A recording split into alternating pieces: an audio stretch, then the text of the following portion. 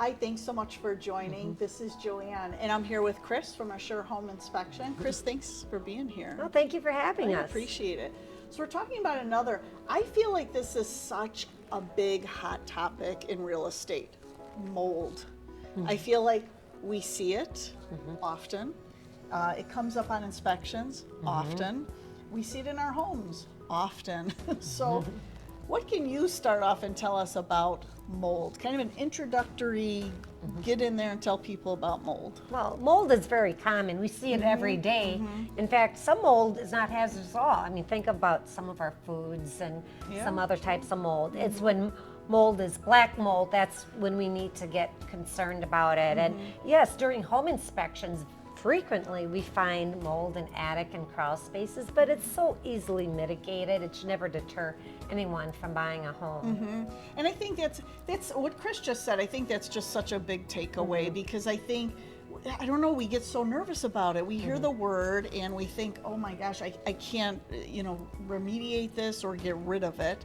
But Chris will tell you firsthand, and we'll get into all of the meat and potatoes about how to do that. How does mold, what starts that mold? Well, first of all, to have mold in a house, you have to have moisture and air. The first thing to do is, if you do see signs of mold, is to find where the moisture or water intrusion is coming into the home.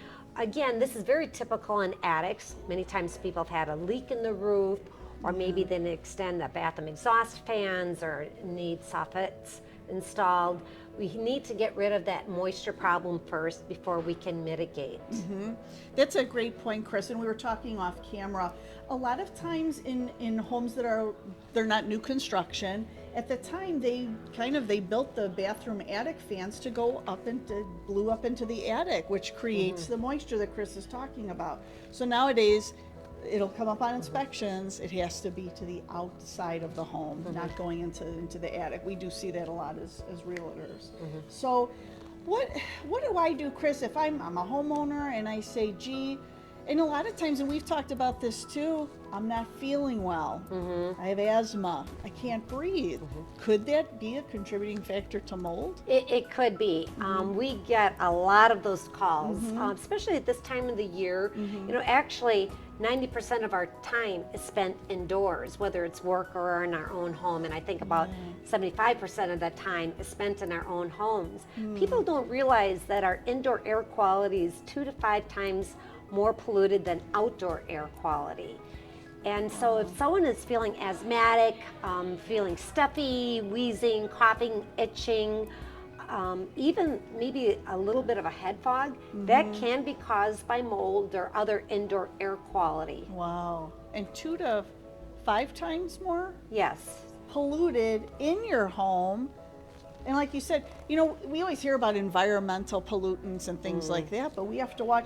I think nowadays too, especially with new construction, they build everything so tight. Right. And there's we're not getting that fresh air circulating that we need to. Right. If I do I'm feeling a little ill, something's not quite right, I give you a call. How do you check for mold? Okay.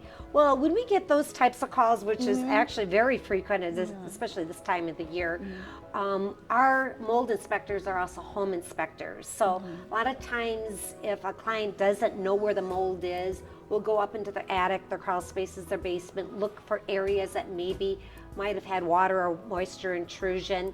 We test for mold either using a swab or air quality. If we don't see any evidence, then what we do is we also use indoor air quality testing equipment, which is usually a 48+ hour test where we can look for allergens much smaller than mold spores and look for air particulate, volatile organic compounds, which is off-gassing or chemicals from building materials or new furniture or air fresheners, carbon monoxide, carbon dioxide, which is also called sick home syndrome. We can test for those things, we can diagnose them, and then we can offer various solutions that might remedy some of those problems.